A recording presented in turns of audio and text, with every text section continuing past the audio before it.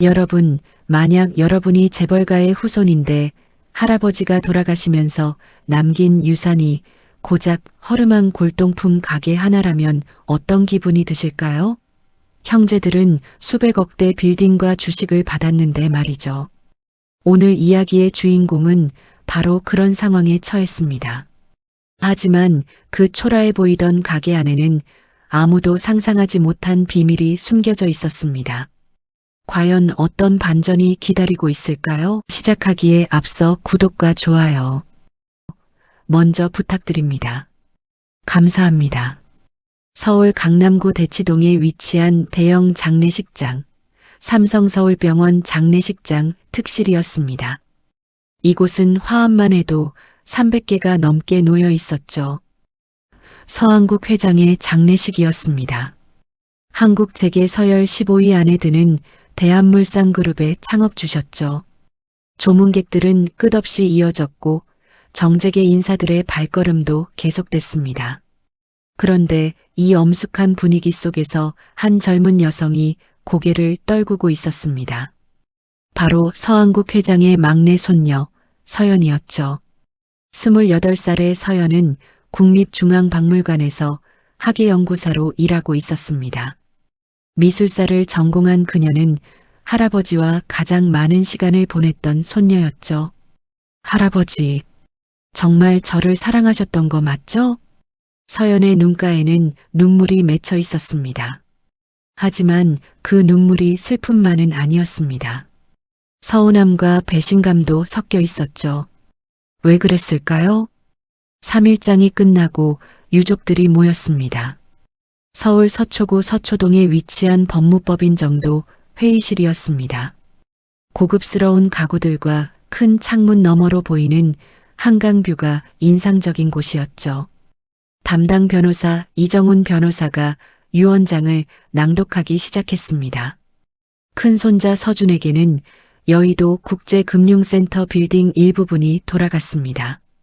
시세로 따지면 약 2천억 원어치였죠. 둘째 손자 서진에게는 대한물산 지분 10%가 돌아갔습니다. 회사 시가총액이 3조 원이니 3천억 원어치였습니다. 셋째 손녀 서희에게는 청담동 명품거리 빌딩 2채와 현금 500억 원이 유산으로 남겨졌죠. 합치면 약 1,500억 원 정도 되는 금액이었습니다. 그리고 막내 손녀 서연에게는 이정훈 변호사가 잠시 말을 멈췄습니다.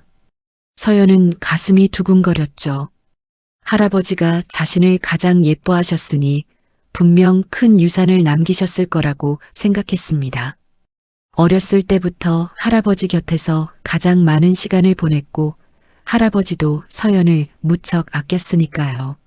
서울특별시 종로구 인사동길 42번지에 위치한 골동품 가게 명월당과 그 안에 모든 소장품 일체를 물려준다. 순간 회의실이 조용해졌습니다. 이어서 웃음소리가 터져나왔죠. 아이고, 막내가 제일 못 받았네. 그 가게 나도 아는데 완전 고물상 수준이던데? 큰오빠 서준이 비웃듯 말했습니다. 그는 35살로 대한물산 부사장이었죠. 명문대를 나와 MBA까지 받은 엘리트였습니다. 둘째 오빠 서진도 거들었죠. 33살의 서진은 외국계 투자은행에서 일하고 있었습니다. 그래도 할아버지가 아끼시던 곳이니까 의미는 있겠지. 뭐 정리해서 팔면 억대는 나오지 않을까? 인사동 땅값이 나쁘진 않으니까. 29살인 언니 서희는 동정 어린 눈빛으로 서연을 바라봤습니다. 서희는 패션 회사를 운영하고 있었죠.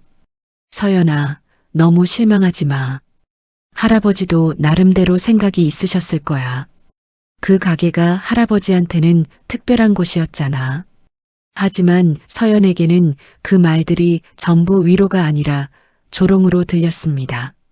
형제들은 수백억, 수천억대 유산을 받았는데 자신만 낡은 골동품 가게를 받았다는 사실이 너무나 충격적이었죠. 서연의 어머니도 난처한 표정이었습니다. 아버지가 왜 서연이한테만 그러셨을까? 서연이가 제일 아버지를 따랐는데 아버지는 위로의 말을 건넸습니다. 그래도 의미가 있는 곳이잖아. 할아버지가 말년에 가장 아끼시던 공간이었으니까 돈으로만 따질 문제는 아니야. 하지만 서연은 알고 있었습니다. 형제들이 받은 것과 자신이 받은 것의 차이가 어마어마하다는 걸요.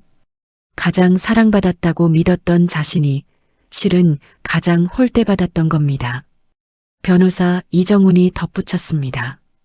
참고로 서한국 회장님께서는 명월당에 대해 특별한 당부 말씀을 남기셨습니다. 서연이가 그 가게의 진정한 가치를 알게 될 때까지 절대 처분하지 말 것, 최소 1년은 보관할 것이라고 하셨습니다. 진정한 가치라니? 거긴 그냥 고물들만 가득한데. 서준이 코웃음을 쳤습니다. 다른 형제들도 고개를 저었죠. 그들 눈에는 그저 쓸모없는 골동품 가게일 뿐이었으니까요. 회의가 끝나고 서연은 혼자 남았습니다. 큰 유리창 너머로 한강이 보였습니다.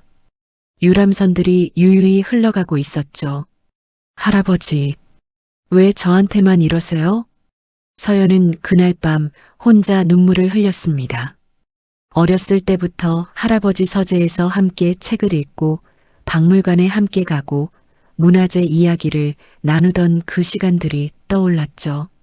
초등학교 때부터 할아버지는 서연을 데리고 전국의 박물관을 다녔습니다. 서연아, 우리 조상들이 만든 것들을 봐라. 얼마나 아름답냐? 이게 바로 문화란다.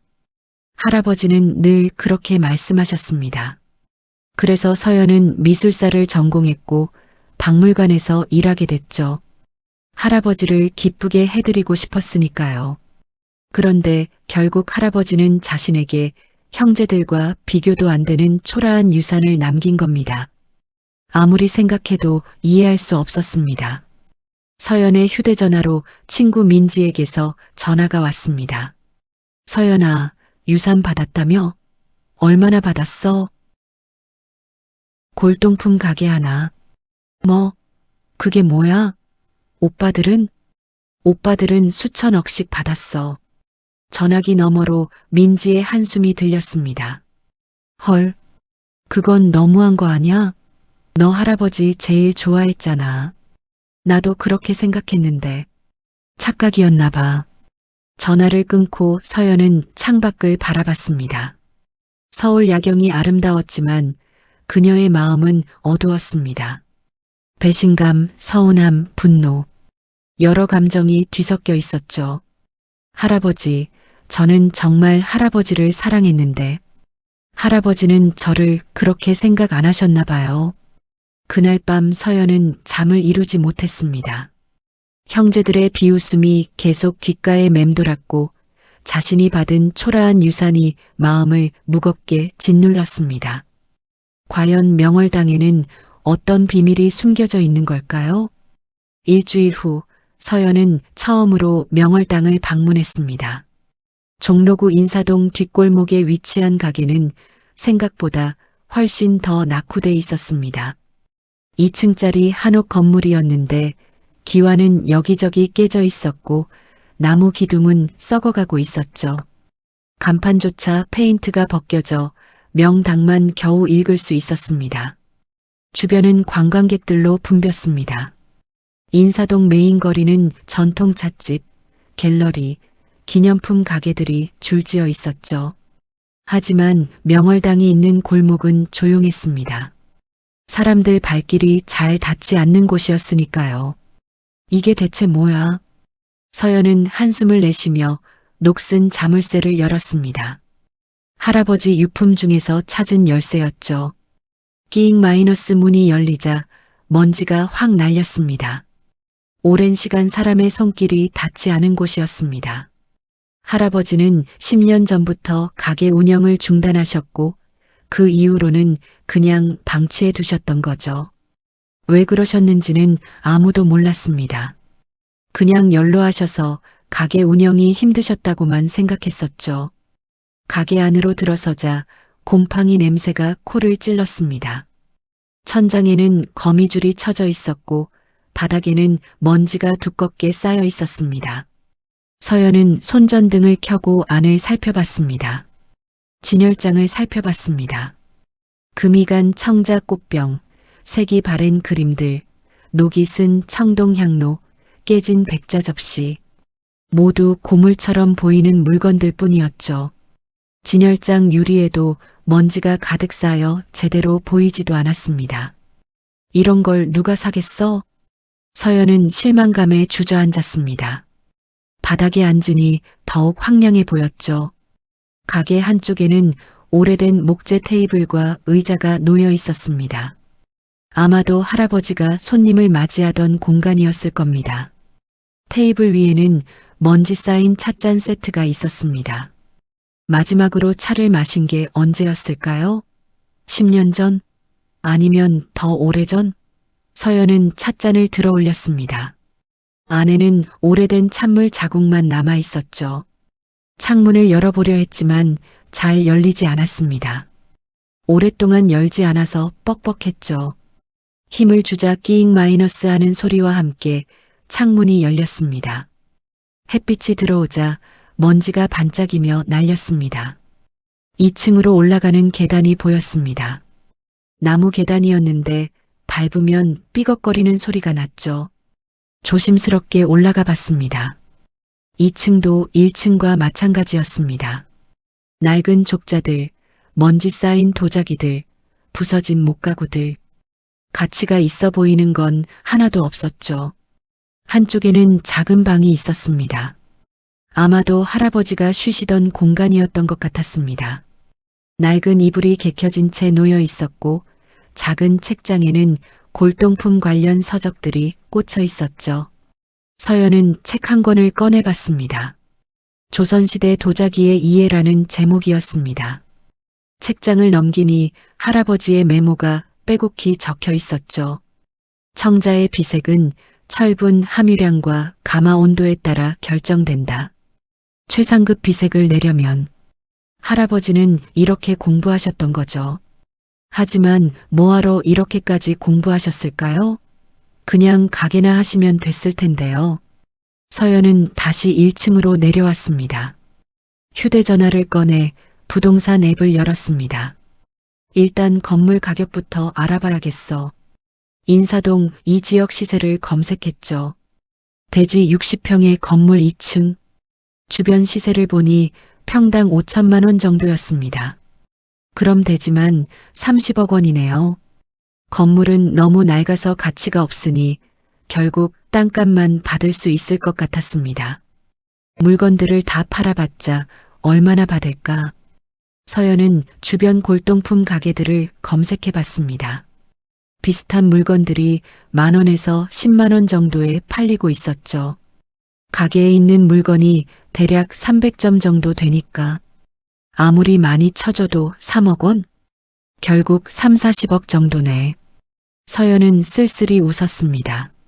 물론 일반인에게는 큰 돈이지만 재벌가 유산치고는 너무나 초라했습니다. 특히 할아버지가 자신을 가장 아꼈다고 생각했던 서연에게는 더욱 배신감이 컸죠. 형들은 수천억씩 받았는데 나는 고작 3, 40억. 그것도 팔아야 돈이 되는 거고요. 더 큰 문제는 할아버지 유언 때문에 1년간은 팔지도 못한다는 거였습니다. 휴대전화가 울렸습니다. 큰오빠 서준이었습니다. 서연아, 가게 봤어? 어때? 그냥 고물상이야, 오빠. 그럴 줄 알았어. 할아버지도 참. 왜 너한테만 그러셨는지 모르겠네. 미안하다, 서연아. 오빠가 왜 미안해. 괜찮아. 그래도 가족인데. 내가 좀 도와줄게. 나중에 가게 팔면 차라리 좋은 아파트 하나 사. 알았지? 전화를 끊고 서연은 가게를 다시 둘러봤습니다. 어디서부터 정리를 시작해야 할지 막막했죠. 창문 밖을 보니 인사동 거리가 보였습니다. 관광객들이 웃으며 걸어다니고 있었죠. 전통 찻집에서는 맛있는 음식 냄새가 났고 갤러리에서는 현대미술 작품들이 전시되고 있었습니다. 여기도 잘만 하면 관광객들 오지 않을까? 잠깐 그런 생각이 들었지만 이내 고개를 저었습니다. 이 낡은 가게에 누가 오겠어요? 더군다나 물건들도 고물 같은데요. 서연은 청소업체 번호를 검색하기 시작했습니다. 일단 청소부터 해야 제대로 볼 수 있을 테니까요. 그리고 물건들을 정리해서 팔 수 있는 건 팔고 나머지는 버려야 했습니다. 하지만 막상 전화를 걸려니 망설여졌습니다. 왜일까요? 할아버지가 평생 모으신 물건들을 이렇게 쉽게 처분해도 되는 걸까요? 할아버지, 왜 이런 걸 저한테 남기신 거예요? 정말 이해할 수가 없어요. 서연은 먼지 쌓인 청자 하나를 집어들었습니다. 금이 가 있었지만 햇빛에 비춰보니 은은한 푸른빛이 났죠. 순간 어렸을 때 할아버지와 박물관에 갔던 기억이 떠올랐습니다. 서연아, 이게 고려 청자란다. 우리 조상들이 만든 최고의 예술품이지. 할아버지는 그렇게 말씀하시며 청자를 오래 바라보셨죠. 그때 할아버지 눈빛이 참 따뜻했었는데 서연은 청자를 조심스럽게 제자리에 놓았습니다. 그리고 한숨을 쉬며 가게 문을 나섰습니다. 오늘은 여기까지만 하기로 했죠. 마음의 정리가 필요했으니까요. 청소를 시작한 지 이틀째 되는 날이었습니다. 서연은 매일 아침 박물관 출근 전에 1시간씩, 퇴근 후에 2시간씩 가게에 들렀습니다. 조금씩이라도 정리를 해야 했으니까요. 오늘은 토요일이라 하루 종일 시간을 낼 수 있었죠. 먼지투성이가 될 각오를 하고 낡은 옷으로 갈아입었습니다. 마스크도 단단히 쓰고요. 2층 구석구석을 정리하던 중이었습니다. 구석에 쌓여있던 낡은 나무 상자를 발견했습니다. 오동나무로 만든 상자 같았는데 자물쇠가 채워져 있었죠. 이건 또 뭐지? 열쇠는 어디에도 보이지 않았습니다. 서연은 상자를 들어 올려 보려고 했습니다. 그런데 생각보다 무거웠죠. 뭔가 중요한 물건이 들어있나 싶었습니다. 상자를 조심스럽게 옮기는 순간 바닥에 떨어진 작은 열쇠를 발견했습니다. 녹이 슬어 있었지만 상자 자물쇠에 딱 맞는 크기였죠. 이게 열쇠였구나. 손을 떨며 자물쇠에 열쇠를 넣었습니다. 끼익 마이너스 10년 넘게 잠겨있던 자물쇠가 열렸습니다. 서연은 천천히 상자 뚜껑을 열었죠. 안에는 낡은 가죽 노트 한 권이 있었습니다. 표지에는 명월당 소장품 기록이라고 쓰여 있었습니다. 할아버지의 필체였죠. 서연은 그 필체를 한눈에 알아봤습니다. 노트를 꺼내 조심스럽게 펼쳤습니다. 페이지는 누렇게 바랬지만 글씨는 또렷했습니다. 첫 페이지에는 이렇게 적혀 있었습니다. 1987년 3월 15일 경주 황리단길 골동품 시장 고려청자 매병 구입 가격 500만 원 판매자는 박철수 씨 63세 경주에서 3대째 농사를 짓고 계신 분이다. 이 청자는 그분의 할아버지가 일제강점기 때부터 지켜온 가보였다고 한다. 하지만 농사가 계속 어려워져서 어쩔 수 없이 내놓았다고 하셨다. 매병을 내게 넘기시면서 박철수 씨는 눈물을 흘렸다. 이 청자가 좋은 곳에서 잘 보존되길 바란다고 하셨다. 나는 약속했다. 이 아름다운 청자를 평생 소중히 지키겠다고. 서연은 가슴이 뭉클했습니다. 단순히 물건을 산 게 아니라 그 물건에 얽힌 사연까지 기록해둔 거였죠. 할아버지의 마음이 느껴졌습니다. 다음 페이지를 넘겼습니다. 1989년 10월 2일 부산 보수동 책방골목 조선시대 민화병품 구입 가격 800만 원 판매자는 정미숙 할머니 78세 부산에서 오랫동안 한복점을 운영하신 분이다. 이 병풍은 시할머니가 혼수로 가져오신 것이라고 한다. 평생 거실에 걸어두고 보셨다는데 이제 건강이 안 좋아져서 요양원에 들어가시게 됐단다. 자식들은 이런 옛날 물건에 관심이 없어서 버리려고 했다고 한다. 할머니는 그게 너무 안타까워서 차라리 아껴줄 사람에게 주고 싶다고 하셨다. 나는 이 병풍을 꼭 지키겠다고 약속드렸다. 한 장 한 장 넘길 때마다 서연의 눈시울이 붉어졌습니다. 할아버지는 30년 넘게 전국을 돌아다니며 물건을 모았습니다. 하지만 그냥 모은 게 아니었죠. 각 물건마다 사연이 있었고 그 사연을 소중히 여긴 겁니다. 1990년 7월 23일 전주 한옥마을 조선시대 백자 항아리 구입 가격 2천만 원. 판매자는 이영희 할머니 82세. 몰락한 양반가 후손이시다. 이 항아리는 6.25 전쟁 때 부모님이 목숨 걸고 지켜낸 것이라고 한다. 피난 갈 때도 이것만은 꼭 챙겨가셨다고 한다. 하지만 이제 자식들도 관심이 없고 손주들은 더더욱 알아보지 못한다며 슬퍼하셨다. 차라리 이 항아리의 가치를 아는 사람에게 주고 싶다고 하셨다. 서연은 울컥했습니다. 할아버지가 모든 물건 하나하나의 사연을 이렇게 기록해 두신 줄은 몰랐습니다. 단순한 골동품 수집가가 아니었던 거죠. 2003년 4월 7일 강릉 오죽헌 근처 추사 김정희 글씨 족자 구입 가격 3천만 원. 판매자는 김동수 선생님 86세. 평생 한학을 연구하신 분이다. 이 족자는 선생님의 스승에게서 받은 것이라고 한다.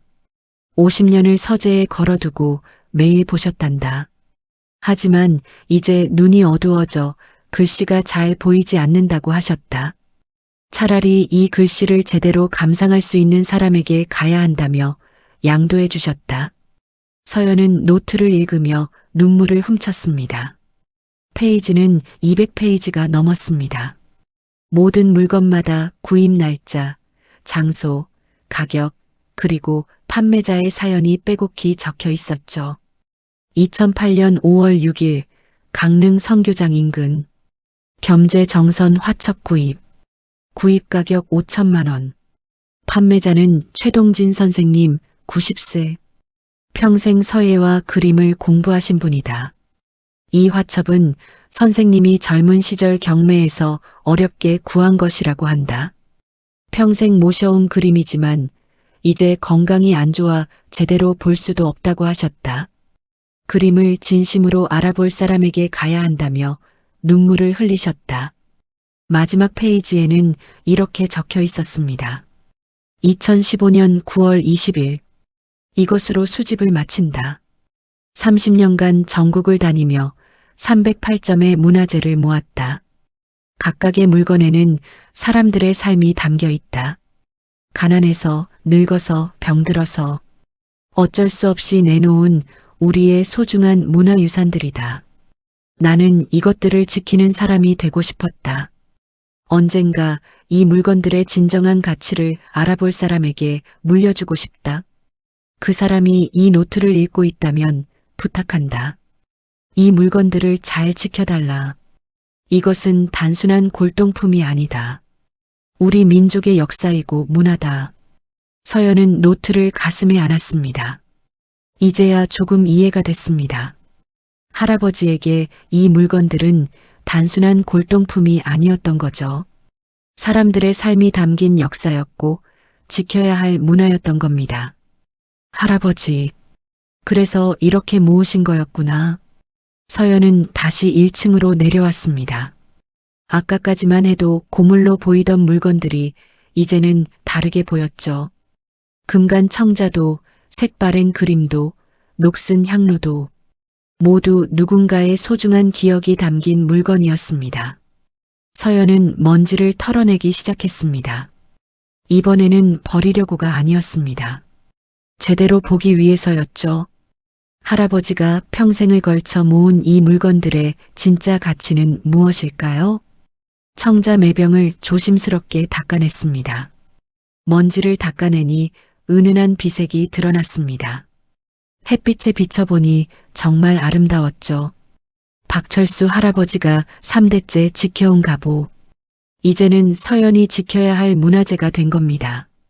백자 항아리도 닦아냈습니다. 흰색이 참 곱더라고요. 이영희 할머니의 부모님이 전쟁 중에도 목숨 걸고 지킨 항아리. 그 무게가 느껴졌습니다. 서연은 그날 하루 종일 물건들을 닦았습니다. 하나하나 정성스럽게요. 더 이상 이것들이 고물로 보이지 않았습니다. 모두 살아있는 역사였으니까요. 해가 질 무렵 서연은 할아버지 노트를 다시 펼쳤습니다. 그리고 중얼거렸습니다. 할아버지, 제가 이해하기 시작한 것 같아요. 할아버지가 왜 이것들을 모으셨는지. 하지만 여전히 의문은 남았습니다. 이 물건들이 정말 가치가 있는 걸까요? 아니면 그냥 감상적인 사연만 있는 걸까요? 서연은 아직 몰랐습니다. 며칠 후 자신에게 어떤 충격이 기다리고 있는지를요. 그로부터 일주일이 지났습니다. 서연은 매일 가게에 나와 물건들을 정리하고 있었습니다. 더 이상 버리거나 팔 생각은 하지 않았죠. 할아버지의 노트를 읽고 나서 이 물건들을 함부로 처분할 수 없다는 생각이 들었으니까요. 박물관 일을 마치고 저녁마다 명월당에 들렀습니다. 조금씩 정리를 하다 보니 가게가 제법 깔끔해졌죠. 먼지를 닦아내고 진열장을 정리하고 바닥을 쓸고 가게가 조금씩 본래 모습을 되찾아가고 있었습니다. 어느 토요일 오전이었습니다. 서연은 일찍 가게에 나와 2층 정리를 하고 있었죠. 1층 문은 잠가뒀지만 환기를 위해 창문은 열어뒀습니다. 딸랑 마이너스 갑자기 가게 문이 열리는 소리가 들렸습니다. 서연은 깜짝 놀라 계단을 내려갔죠. 저기 영업 준비 중인데요. 아, 실례했습니다. 문이 열려 있길래 들어왔습니다. 백발의 노신사가 서 있었습니다. 70대 정도로 보였는데 깔끔한 네이비색 정장에 금태 안경을 쓰고 있었죠. 품위 있는 외모였습니다. 손에는 고급스러운 가죽 서류 가방을 들고 있었고요. 죄송하지만 아직 정식으로 영업을 시작한 게 아니어서요. 괜찮습니다. 저는 물건을 사러 온 게 아닙니다. 노신사는 가게 안을 천천히 둘러봤습니다. 그의 눈빛이 예사롭지 않았죠. 마치 오랜 친구를 만난 듯한 그리움이 담겨 있었습니다. 노신사는 진열된 물건들을 하나하나 자세히 살펴봤습니다. 특히 금이 간 청자 매병 앞에서 오래 머물렀죠. 그는 매병을 보며 깊은 한숨을 내쉬었습니다. 역시 그분이 모으신 것들이 맞군요. 서연은 이상한 느낌이 들었습니다. 이 노신사는 분명 평범한 방문객이 아니었죠. 혹시 서한국 선생님의 유족분이신가요? 노신사가 조심스럽게 물었습니다. 서연은 놀라서 대답했습니다. 네, 손녀인데요. 할아버지를 어떻게 아세요?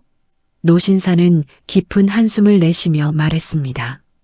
그분이 돌아가셨다는 소식을 듣고 찾아왔습니다. 그는 명함을 꺼내 건넸죠. 서연은 명함을 받아들고 깜짝 놀랐습니다. 저는 국립중앙박물관 명예관장을 지낸 김동혁이라고 합니다. 네, 김동혁 관장님이요? 서연은 믿을 수 없다는 표정이었습니다. 김동혁. 한국 문화재 분야에서는 살아있는 전설 같은 분이었죠. 40년간 국립중앙박물관에서 근무하며 수많은 문화재를 발굴하고 보존한 분이었습니다. 서연도 학예연구사로 일하면서 그분의 논문과 책을 여러 번 읽었습니다. 조선시대 도자기 연구, 한국 회화사의 이해, 문화재 보존의 철학, 모두 필독서였죠. 관장님을 여기서 뵙게 될 줄은 정말 영광입니다. 영광은 무슨, 이제 은퇴한 늙은이일 뿐입니다. 김동혁 관장은 겸손하게 말했지만 그의 눈빛만은 여전히 날카로웠습니다. 문화재를 보는 그 눈빛은 세월이 지나도 변하지 않는 것 같았죠. 그런데 할아버지가 관장님을 알고 계셨나요? 저는 전혀 몰랐는데. 알고 계셨죠? 아니, 단순히 아는 정도가 아니었습니다. 김동혁 관장은 청자 매병을 조심스럽게 만지며 말을 이었습니다. 서한국 선생님은 제가 만난 사람 중에 가장 뛰어난 안목을 가진 수집가였습니다. 아니, 수집가라고 부르기도 부족하죠. 문화재 수호자라고 해야 맞을 겁니다. 서연은 어리둥절했습니다. 자신이 알던 할아버지와는 너무 다른 평가였거든요. 수호자라니요? 할아버지는 그냥 골동품 가게를 하셨을 뿐인데. 김동혁 관장은 쓸쓸히 웃었습니다. 그렇게 보이셨을 겁니다.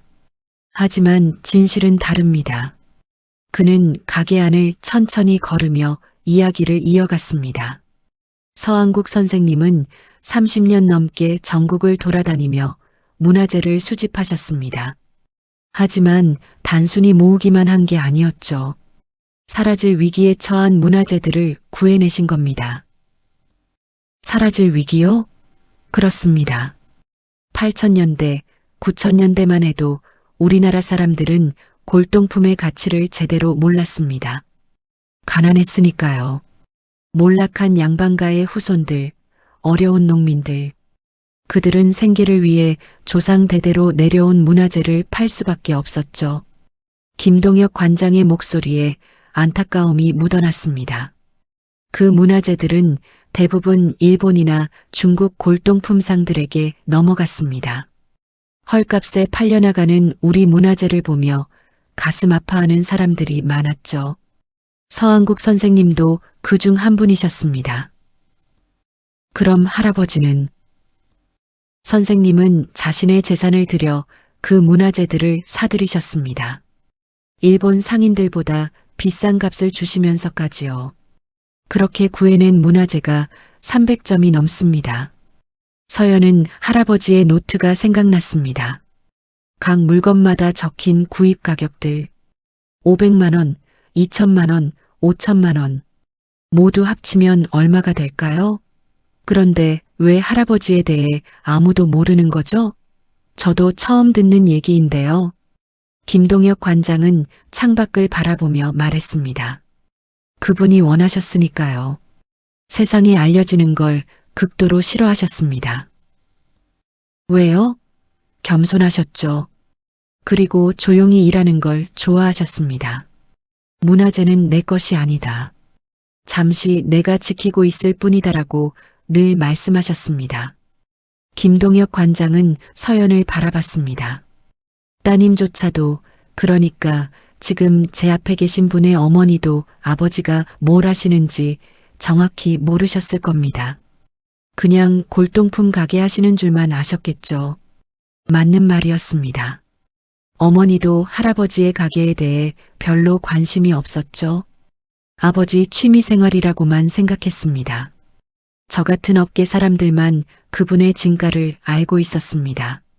박물관 학예사들, 대학교 교수들, 문화재청 관계자들. 우리는 모두 서한국 선생님을 존경했습니다. 김동혁 관장은 벽에 걸린 족자를 바라봤습니다. 이 가게에 있는 물건들, 하나하나가 국보급입니다. 박물관에 있어야 할 것들이죠. 그런데 선생님은 이걸 세상에 내놓지 않으셨어요. 왜 그러셨을까요? 때를 기다리신 겁니다. 김동혁 관장이 의미심장하게 말했습니다. 이 물건들의 진정한 가치를 알아볼 사람을 기다리신 거예요. 그리고 그 사람에게 물려주려고 하신 거죠. 서연의 가슴이 두근거렸습니다. 따님도 박물관에서 일하신다고 들었습니다. 미술사 전공이시죠? 네. 어떻게 아세요? 선생님이 말씀하셨습니다. 5년 전쯤이었을 겁니다. 제가 선생님을 찾아뵈었을 때 손녀 이야기를 하셨죠. 김동혁 관장은 따뜻한 미소를 지었습니다. 내 손녀가 미술사를 공부하고 있다. 박물관에 취직했다. 나와 같은 길을 가고 있다고 무척 자랑스러워 하셨습니다. 그리고 이렇게 말씀하셨죠. 이 아이가 내 뒤를 이어줄 유일한 사람이다라고요. 서연의 눈에 눈물이 맺혔습니다. 할아버지가 자신에 대해 그렇게 말씀하셨다는 게 믿기지 않았죠. 할아버지가 정말 그렇게 말씀하셨나요? 네. 그때 선생님 표정이 참 행복해 보이셨습니다.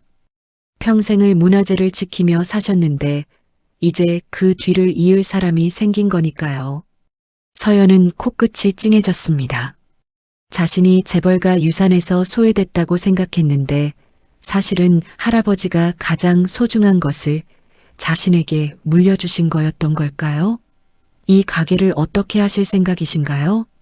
김동혁 관장이 물었습니다. 서연은 솔직하게 대답했습니다. 처음에는 팔려고 했습니다. 형제들이 받은 것과 비교해서 너무 초라해 보였거든요. 하지만 할아버지 노트를 읽고 나서 생각이 바뀌었어요. 노트요? 네. 할아버지가 모든 물건의 구입 내역과 사연을 기록해 두신 노트를 찾았어요.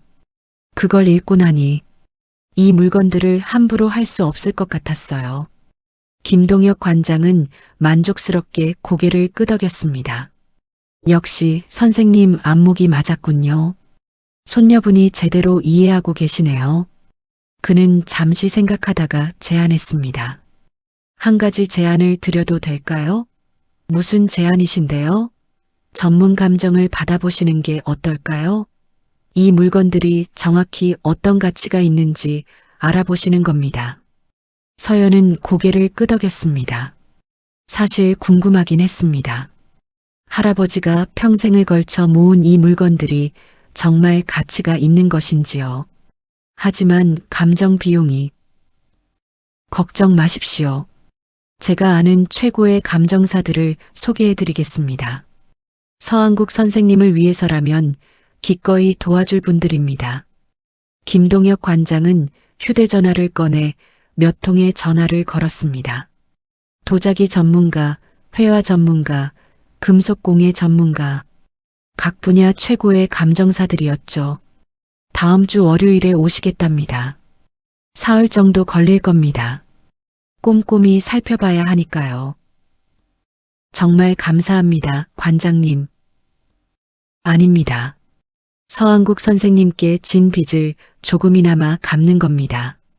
김동혁 관장은 가게를 나가기 전에 마지막으로 말했습니다. 손녀분, 마음의 준비를 하십시오. 아마 놀라실 겁니다. 네, 무슨 말씀이신지 곧 아시게 될 겁니다. 김동혁 관장은 의미심장한 미소를 지으며 가게를 나갔습니다. 서연은 그의 뒷모습을 보며 궁금증이 더욱 커졌죠. 도대체 무엇 때문에 놀랄까요? 그날 밤 서연은 잠을 이루지 못했습니다. 김동혁 관장의 말이 계속 머릿속을 맴돌았죠. 마음의 준비를 하십시오라니. 대체 무슨 일이 벌어질까요? 다음 날 일요일 오후 서연은 김동혁 관장으로부터 전화를 받았습니다. 손녀분, 혹시 오늘 시간 되십니까? 제가 인사동 근처에 있는데 차나 한잔하면서 이야기 좀 나눴으면 합니다. 네, 좋습니다. 서연은 서둘러 준비를 하고 나갔습니다. 약속 장소는 인사동의 전통 찻집 청사초롱이었죠. 한옥을 개조한 찻집으로 조용하고 운치 있는 곳이었습니다. 김동혁 관장은 이미 와 있었습니다. 창가 자리에 앉아 밖을 바라보고 계셨죠. 서연이 들어서자 반갑게 손을 흔들었습니다. 어서 오세요. 여기 앉으십시오. 따뜻한 녹차가 준비돼 있었습니다. 창밖으로는 한옥 기와 지붕들이 보였죠. 가을 오후의 햇살이 따뜻했습니다. 관장님, 할아버지에 대해 더 자세히 알고 싶어요. 제가 알던 할아버지와 너무 달라서요. 서연이 조심스럽게 말했습니다. 김동혁 관장은 찻잔을 내려놓고 천천히 이야기를 시작했습니다. 서한국 선생님을 처음 만난 건 40년 전입니다. 1985년이었죠. 저는 그때 국립중앙박물관에서 일한 지 5년째 되는 신입 학예사였습니다. 관장의 눈빛에 그리움이 어렸습니다. 그때 선생님은 이미 60대 중반이셨습니다. 어느 날 박물관으로 찾아오셔서 저를 만나고 싶다고 하셨죠. 무슨 일인가 했더니 골동품 감정을 부탁하고 싶다고 하셨습니다. 그때부터 할아버지와 아셨던 건가요? 네. 선생님이 가져오신 청자 매병을 보고 깜짝 놀랐습니다. 고려시대 최상급 비색 청자였거든요. 박물관에 있어야 할 물건이었죠. 김동혁 관장은 차를 한 모금 마시고 이야기를 이어갔습니다. 제가 물었습니다. 이 청자를 박물관에 기증하실 생각은 없으신가요? 선생님은 고개를 저으시며 말씀하셨죠. 아직은 아닙니다. 때가 되면 기증하겠습니다. 지금은 제가 지켜야 합니다라고요. 왜 그러셨을까요? 나중에 알았습니다. 선생님은 단순히 수집가가 아니셨어요. 문화재 구조자였던 겁니다. 김동혁 관장의 목소리가 진지해졌습니다. 8000년대, 9000년대. 그때는 우리나라가 아직 가난했습니다. 많은 사람들이 생계를 위해 조상 대대로 내려온 문화재를 팔았죠. 그리고 그 문화재들은 대부분 일본이나 중국으로 빠져나갔습니다. 서연은 숨을 죽이고 들었습니다. 특히 일본 골동품상들이 악랄했습니다. 한국의 시골 마을을 돌아다니며 헐값에 문화재를 사들였죠. 가난한 농민들, 몰락한 양반과 후손들. 그들은 어쩔 수 없이 팔 수밖에 없었습니다. 그럼 할아버지는, 선생님은 그 문화재들을 구해내셨습니다. 일본 상인들보다 2배, 3배 비싼 값을 주시면서까지요. 김동혁 관장은 가방에서 낡은 사진 한 장을 꺼냈습니다. 흑백 사진이었죠. 젊은 서한국 회장이 골동품을 살펴보고 있는 모습이었습니다. 이 사진은 1988년에 제가 찍은 겁니다. 경주 어느 마을에서요. 선생님은 그때도 혼자서 전국을 돌아다니고 계셨습니다. 사진 속 할아버지는 진지한 표정으로 도자기를 들여다보고 있었습니다. 서연이 아는 할아버지보다 훨씬 젊었지만 그 눈빛만큼은 똑같았죠. 선생님은 부자셨습니다. 젊은 시절 미국에서 사업으로 큰 성공을 거두셨다고 들었습니다. 미국이요? 네. 선생님은 30대에 미국으로 건너가셨습니다. 거기서 무역업으로 큰 돈을 버셨죠. 20년 동안 미국에서 사업을 하시다가 60대에 한국으로 돌아오셨습니다. 서연은 놀랐습니다. 할아버지가 미국에서 사셨다는 건 알고 있었지만 그렇게 큰 성공을 거두셨다는 건 처음 들었으니까요. 한국으로 돌아오신 후 선생님은 골동품 수집을 시작하셨습니다. 하지만 단순한 취미가 아니었어요. 사명감이었죠. 사명감이요? 그렇습니다. 우리 문화재를 지키겠다는 사명감이었습니다.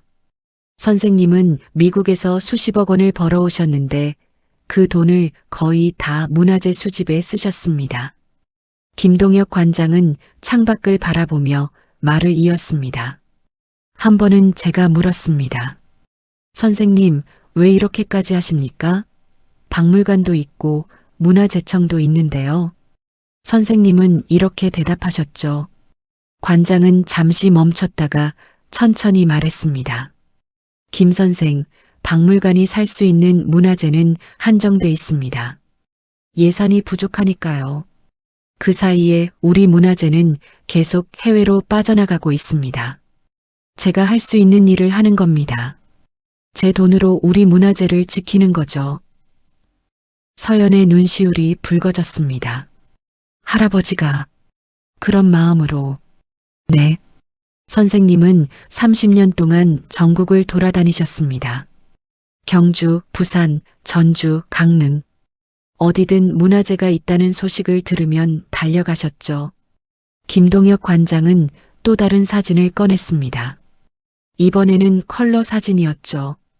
70대 할아버지가 한 노인과 악수하고 있는 모습이었습니다. 이건 2000년대 초반 사진입니다. 전주에서 찍은 거죠. 저 노인분이 조선시대 백자 항아리를 파시는 분이었습니다. 선생님은 그분에게 시세보다 훨씬 비싼 돈을 들이고 항아리를 사셨어요. 왜 그러셨을까요? 존중이었습니다. 그분들이 평생 지켜온 가보를 팔아야 하는 상황이 안타까우셨던 거죠. 적어도 헐값에 넘어가는 것만큼은 막고 싶으셨던 겁니다. 김동혁 관장은 차를 마시며 계속 이야기했습니다. 하지만 선생님은 재벌 생활을 완전히 숨기셨습니다. 가족들조차 잘 몰랐죠. 겉으로는 그냥 평범한 골동품 가게 주인으로만 사셨으니까요. 왜 그러셨을까요? 자랑하셔도 됐을 텐데. 겸손이었습니다. 그리고 진정성이었죠. 선생님은 이렇게 말씀하셨습니다. 내가 하는 일은 자랑할 게 아니다. 당연한 일을 하는 것뿐이다. 우리 조상들이 만든 것을 우리가 지키는 게 뭐가 대단한가? 라고요. 서연은 할아버지가 그리워졌습니다. 왜 진작 이런 이야기를 들려주지 않으셨을까요? 따님, 그러니까 손녀분의 어머니도 잘 모르셨습니다. 선생님은 가족들에게조차 자신의 일을 자세히 말씀하지 않으셨으니까요. 그냥 골동품 가게 한다고만 하셨죠. 어머니는 할아버지가 그냥 취미로 가게 하시는 줄 아셨어요. 그렇겠죠. 선생님이 원하신 겁니다. 조용히 묵묵히 일하는 것을요. 김동혁 관장은 서연을 바라봤습니다. 하지만 손녀분은 달랐습니다. 손녀분이 미술사를 전공하고 박물관에서 일하시게 된 걸 선생님은 무척 기뻐하셨어요. 이 아이만큼은 내 뜻을 이해해 줄 것이다라고 말씀하셨습니다. 그래서 저한테 가게를 물려주신 건가요? 그렇습니다. 다른 손자, 손녀들은 재벌가의 삶을 살고 있죠. 돈과 권력의 세계에 살고 있습니다. 하지만 손녀분은 문화재의 가치를 아는 사람입니다. 선생님은 그게 중요하다고 생각하셨어요. 서연은 눈물을 참을 수 없었습니다. 자신이 소외됐다고 생각했는데 사실은 할아버지가 가장 소중한 것을 자신에게 물려주신 거였던 거죠. 오직 저 같은 업계 사람들만 선생님의 진가를 알고 있었습니다. 박물관 사람들, 대학 교수들, 문화재 연구자들, 우리는 모두 서한국 선생님을 존경했습니다. 김동혁 관장은 서연의 손을 잡았습니다. 손녀분, 다음 주에 감정사들이 올 겁니다. 그때 놀라지 마십시오. 이 가게에 있는 물건들의 가치는 상상을 초월할 겁니다. 정말 그렇게 귀한 것들인가요? 네. 선생님은 30년 동안 최고의 안목으로 문화재를 수집하셨습니다. 하나하나가 국보급입니다. 서연은 가슴이 두근거렸습니다. 과연 얼마나 놀라운 일이 벌어질까요? 그날 저녁 서연은 명월당으로 돌아왔습니다. 가게 안의 물건들이 이제는 완전히 다르게 보였죠. 단순한 골동품이 아니라 할아버지의 삶이 담긴 역사였습니다. 할아버지, 이제야 조금 이해할 것 같아요. 할아버지가 평생 무엇을 하셨는지. 서연은 청자 매병을 쓰다듬었습니다. 할아버지의 온기가 느껴지는 것 같았죠. 과연 다음 주에는 어떤 일이 벌어질까요? 월요일 아침 9시 명월당 앞에 고급 세단 세대가 멈춰 섰습니다. 차에서 내린 사람들은 모두 50대에서 60대로 보이는 중년의 전문가들이었죠. 김동혁 관장이 소개해준 감정사들이었습니다. 서연은 긴장한 채 그들을 맞이했습니다. 안녕하십니까? 서연입니다. 반갑습니다. 저는 도자기 전문 감정사 박민수입니다. 첫 번째 남성이 악수를 청했습니다. 50대 중반으로 보이는 그는 서울대학교 고고미술사학과 명예교수였죠. 40년간 도자기만 연구한 최고의 전문가였습니다. 저는 회화 전문가 이수키입니다. 두 번째는 60대 초반의 여성이었습니다. 국립현대미술관 선임연구원을 지냈고 조선시대 회화 분야에서는 타의 추종을 불허하는 권위자였죠. 저는 금속공예 전문가 최태준입니다. 세 번째는 50대 후반의 남성이었습니다. 문화재청 감정위원이었고 특히 불교 금속공예 분야에서 최고로 인정받는 분이었습니다. 김동혁 관장도 함께 왔습니다. 자, 그럼 시작해 볼까요? 사흘 정도 걸릴 겁니다. 감정사들은 각자 전문 장비가 든 가방을 들고 가게 안으로 들어왔습니다. 확대경, 측정기, 카메라, 노트북, 온갖 장비들이었죠. 일단 전체적으로 한번 둘러볼까요? 박민수 교수가 말했습니다. 4명의 전문가들은 천천히 가게 안을 살펴보기 시작했죠. 첫 번째로 눈길을 끈 것은 금이 간 청자 매병이었습니다. 박민수 교수가 조심스럽게 들어올렸습니다. 이건 그의 손이 미세하게 떨렸습니다. 확대경으로 자세히 살펴보더니 깊은 한숨을 내쉬었죠. 고려 중기 1200년대 작품으로 추정됩니다. 비색이 완벽하군요. 금이 가 있는데도 가치가 있나요? 서연이 조심스럽게 물었습니다. 박민수 교수는 고개를 끄덕였죠. 금이 간 것은 오히려 역사의 흔적입니다. 이 정도 비색을 내는 청자는 현존하는 게 거의 없습니다. 국립중앙박물관에 있는 것과 비슷한 수준이에요. 이숙희 연구원은 벽에 걸린 산수화를 살펴보고 있었습니다. 색이 많이 바랜 그림이었죠. 이건 설마.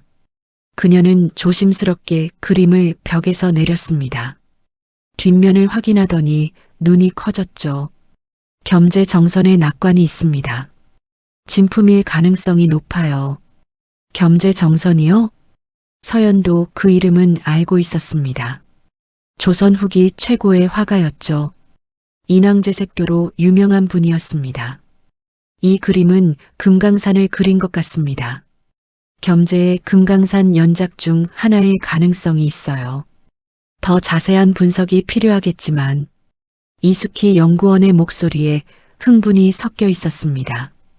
최태준 위원은 녹슨 청동 향로를 살펴보고 있었습니다. 겉보기에는 고물 같았지만 그의 눈빛은 진지했죠. 이 문양, 통일신라시대 특징입니다. 8세기 작품으로 보입니다. 녹이 많이 슬었는데도요? 녹은 세월의 증거입니다. 오히려 이런 고색이 있어야 진품이죠. 인위적으로 만들 수 없는 겁니다. 감정사들은 1시간 넘게 1층을 살펴봤습니다. 그리고 2층으로 올라갔죠. 2층에는 더 많은 물건들이 있었습니다. 족자, 병풍, 도자기, 불상 목가구, 300점이 넘는 물건들이 빼곡히 놓여 있었습니다. 이건 본격적으로 시간이 걸리겠는데요. 박민수 교수가 말했습니다. 그는 백자 항아리 앞에 무릎을 꿇고 앉아 자세히 살펴봤죠. 조선 중기 백자입니다. 순백색이 이렇게 완벽한 건 드물어요. 궁중에서 사용하던 것일 가능성이 있습니다. 이숙희 연구원은 족자 하나를 펼쳤습니다. 글씨가 쓰여 있는 작품이었죠. 이건 추사 김정희의 글씨 같습니다. 필체가 완전히 일치해요. 그녀는 흥분을 감추지 못했습니다. 추사 글씨는 시장에서도 아주 귀하게 취급됩니다. 경매에 나오면 수억 원은 기본이에요. 최태준 위원은 작은 금동 불상을 들여다보고 있었습니다. 이건 백제 불상 양식입니다. 6세기경 작품으로 추정돼요. 미소 짓는 표정이 전형적인 백제 불상의 특징이죠. 시간이 빠르게 흘렀습니다. 오후가 되자 감정사들은 점심도 거르고 계속 일했죠. 하나하나 사진을 찍고 치수를 재고 메모를 하고 서연은 그들을 도와주며 계속 지켜봤습니다. 감정사들의 표정이 점점 심각해지는 게 느껴졌죠. 이 정도 수준의 컬렉션은 개인이 소장하고 있는 것 중에 최고 수준입니다. 김동혁 관장이 중얼거렸습니다. 첫날이 끝났습니다. 감정사들은 약 100점 정도를 살펴봤죠. 아직 200점이 남았습니다. 내일 다시 오겠습니다. 하나하나 제대로 봐야 해서요. 박민수 교수가 말했습니다. 그의 얼굴에는 피곤함보다는 흥분이 역력했죠. 이건 정말 대단한 컬렉션입니다. 서한국 선생님이 평생을 걸쳐 모으신 거군요. 서연은 그들을 배웅하며 물었습니다. 교수님, 대략 어느 정도 가치가 있을까요? 박민수 교수는 잠시 망설이다가 대답했습니다. 아직 다 보지 못해서 정확히는 모릅니다. 하지만 제가 본 것만으로도 수천억 원은 될 것 같습니다. 수천억?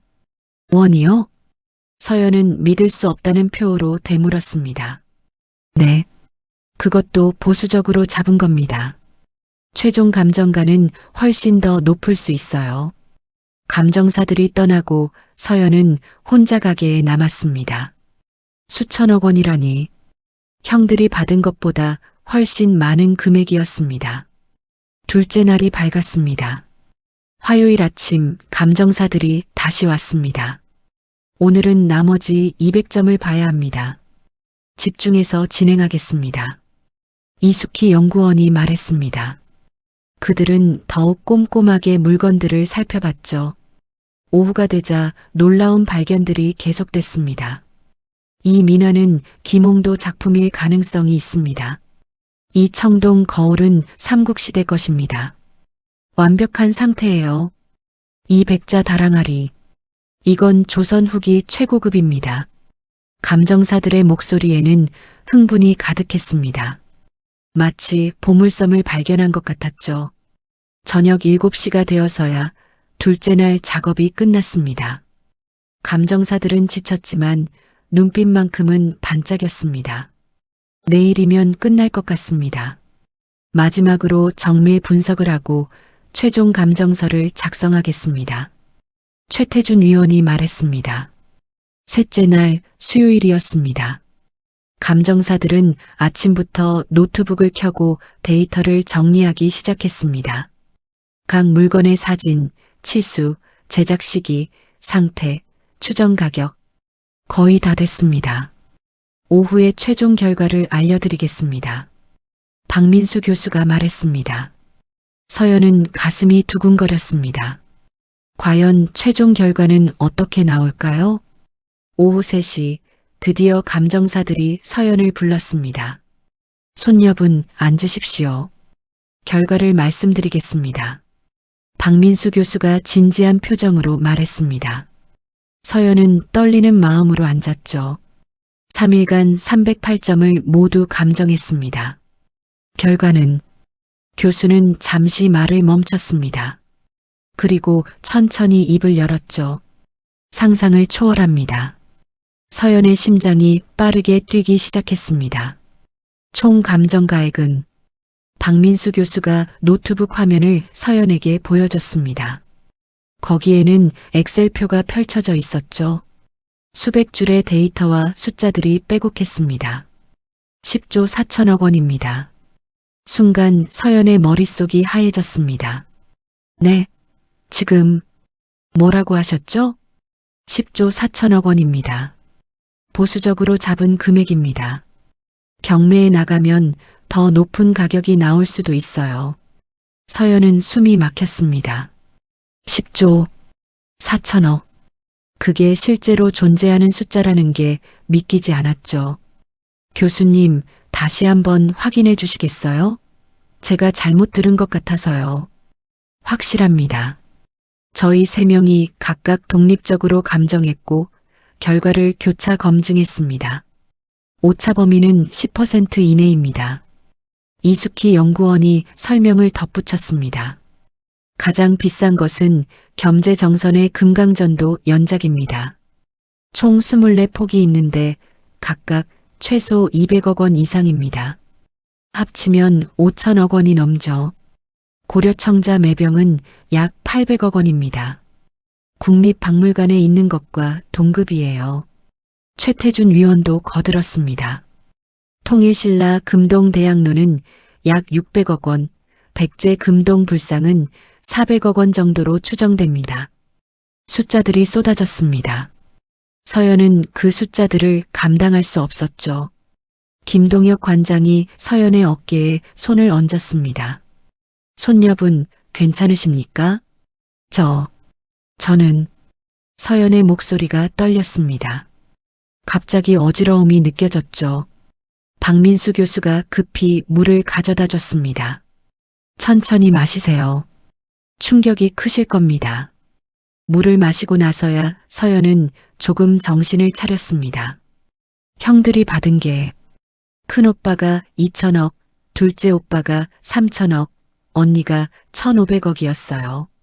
합쳐서 6,500억 원이었죠. 서연은 중얼거렸습니다. 그런데 제가 받은 건 10조 4천억이요? 형제들이 받은 것을 다 합친 것보다 16배나 많아요? 그렇습니다. 서한국 선생님은 손녀분에게 가장 큰 유산을 남기신 겁니다. 박민수 교수가 말했습니다. 서연은 가게 안을 둘러봤습니다.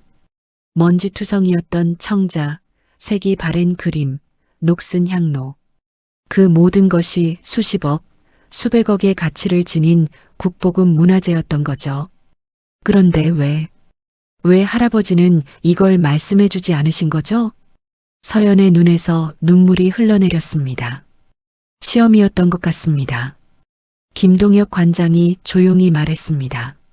선생님은 손녀분이 겉모습만 보고 실망할지 아니면 진짜 가치를 발견할지 보고 싶으셨던 거죠. 저는 처음에 팔려고 했어요. 너무 실망해서요. 서연은 부끄러웠습니다. 하지만 할아버지 노트를 읽고 마음이 바뀌지 않았습니까? 그게 중요합니다. 이숙희 연구원이 위로했습니다. 박민수 교수가 두꺼운 서류 뭉치를 건넸습니다. 이것이 정식 감정서입니다. 각 물건마다 사진, 상세 설명, 제작 시기, 상태, 추정 가격이 적혀 있습니다. 서연은 떨리는 손으로 감정서를 받았습니다. 첫 페이지를 펼쳤죠. 고려청자 매병, 고려 중기 1200년대, 높이 32cm, 완연금 있음, 추정가 800억 원. 다음 페이지를 넘겼습니다. 겸재 정선 금강전도 병풍, 조선 후기 1700년대, 팔폭 병풍, 보존 상태 양호 추정가 2천억 원. 한 장 한 장 넘길 때마다 수백억 원짜리 문화재들이 나왔습니다. 이게 정말인가요? 꿈이 아니죠?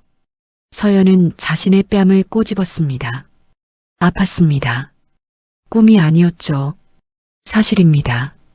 손녀분은 이제 한국에서 가장 큰 개인 문화재 컬렉션을 소유하신 겁니다. 최태준 위원이 말했습니다. 서연은 주저앉았습니다. 다리에 힘이 풀렸죠. 김동혁 관장이 부축했습니다. 괜찮으십니까? 병원에 가보시겠습니까? 아니요. 괜찮아요. 그냥 너무 놀라서. 서연은 천장을 올려다봤습니다. 거기에는 거미줄이 쳐져 있었죠. 일주일 전만 해도 이곳은 버려진 고물상 같았습니다. 그런데 이제는 10조 원대 보물 창고였던 거예요. 할아버지, 왜 진작 말씀해 주지 않으셨어요?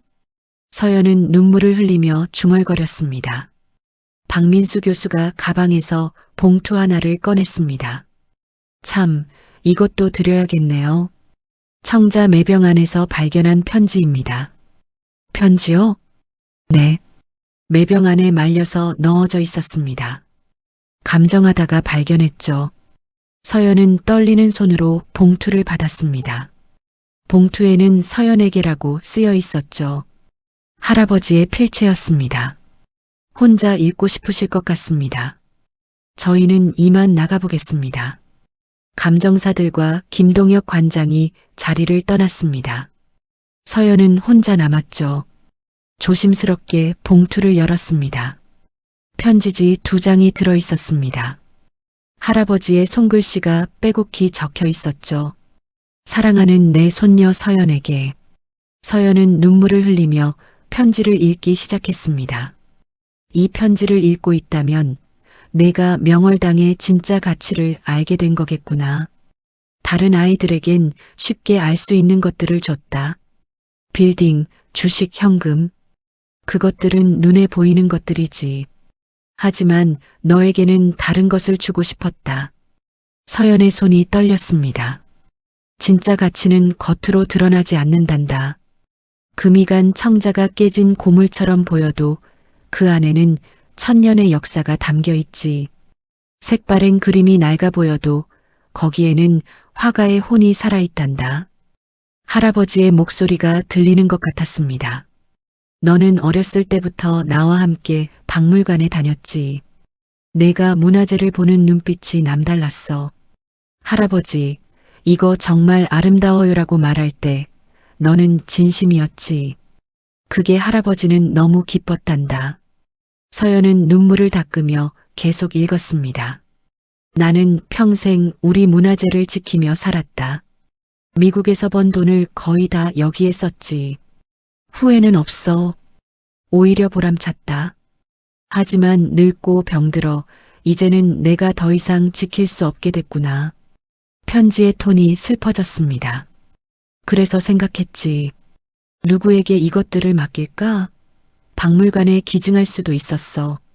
하지만 난 내게 주고 싶었다. 내가 이것들의 진정한 계승자라고 생각했으니까. 서연은 흐느꼈습니다. 처음에는 실망했겠지? 형제들이 수천억씩 받았는데 너는 낡은 가게 하나 받았으니까. 할아버지가 너를 사랑하지 않는다고 생각했을 거야. 정확히 맞는 말이었습니다. 서연은 실제로 그렇게 생각했었죠. 하지만 서연아, 사랑하는 건 쉬운 걸 주는 게 아니란다. 진짜 사랑은 의미 있는 것을 주는 거지. 나는 내게 돈이 아니라 사명을 주고 싶었어. 서연의 가슴이 뛰었습니다. 이 가게에 있는 308점의 문화재는 모두 사연이 있단다. 가난해서, 늙어서, 병들어서 어쩔 수 없이 내놓은 우리 민족의 보물들이지. 나는 그것들을 지켰어. 이제는 내가 지켜줘. 할아버지의 마지막 부탁이었습니다. 너는 박물관에서 일하잖니. 우리 문화재의 가치를 아는 사람이지. 그래서 내게 맡기는 거야. 이것들을 어떻게 할지는 내가 결정해. 팔아도 좋고 박물관에 기증해도 좋고 내가 계속 지켜도 좋아. 단 한 가지만 기억해줘. 이것들은 단순한 물건이 아니라 우리의 역사라는 것을. 편지의 마지막 부분이었습니다. 사랑한다. 내 손녀야. 내가 자랑스럽다. 할아버지는 항상 내 편이란다. 서연은 편지를 가슴에 안고 울었습니다. 한참을 울었죠.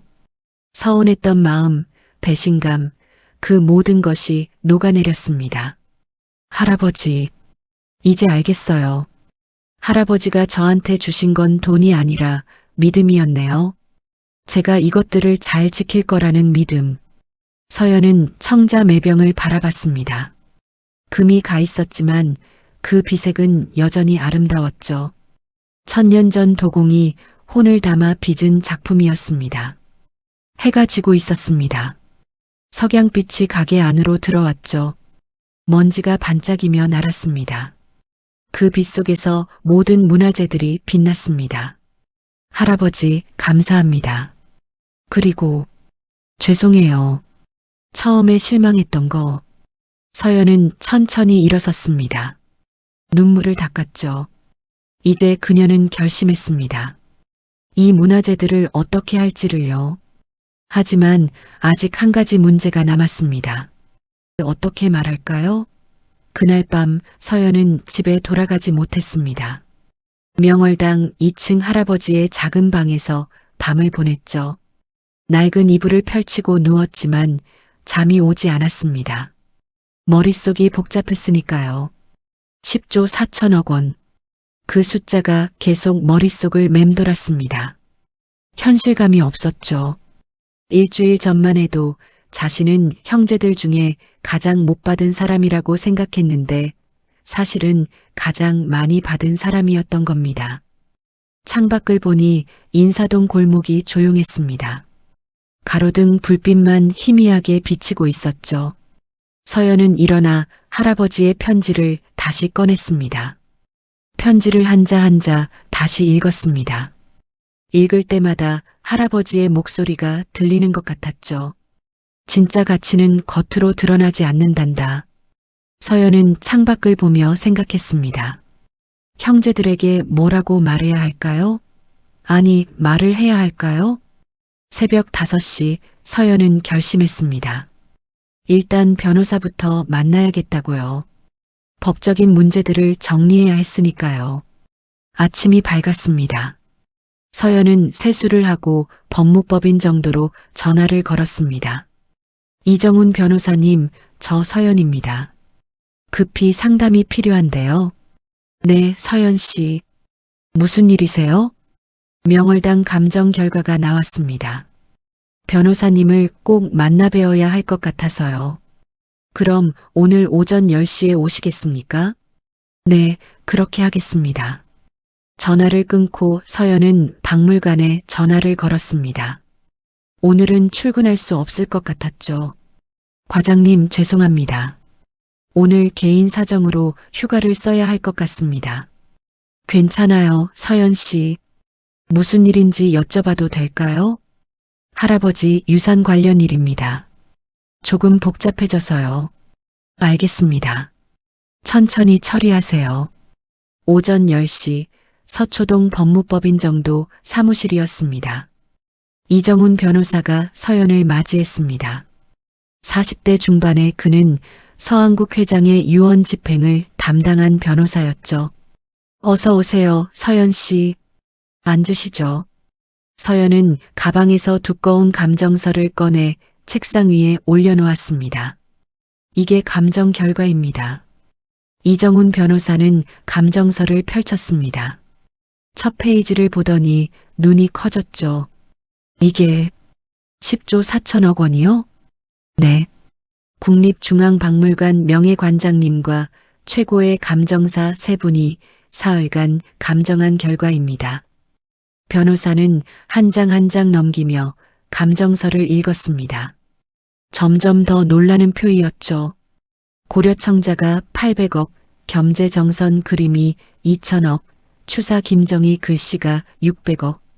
그는 한참을 말없이 감정서를 읽더니 깊은 한숨을 내쉬었습니다. 서한국 회장님이 정말 대단한 분이셨군요. 이 정도 컬렉션을 혼자 모으셨다니. 변호사님, 제가 여쭤보고 싶은 게 있습니다. 말씀하세요. 이 사실을 가족들에게 알려야 할까요?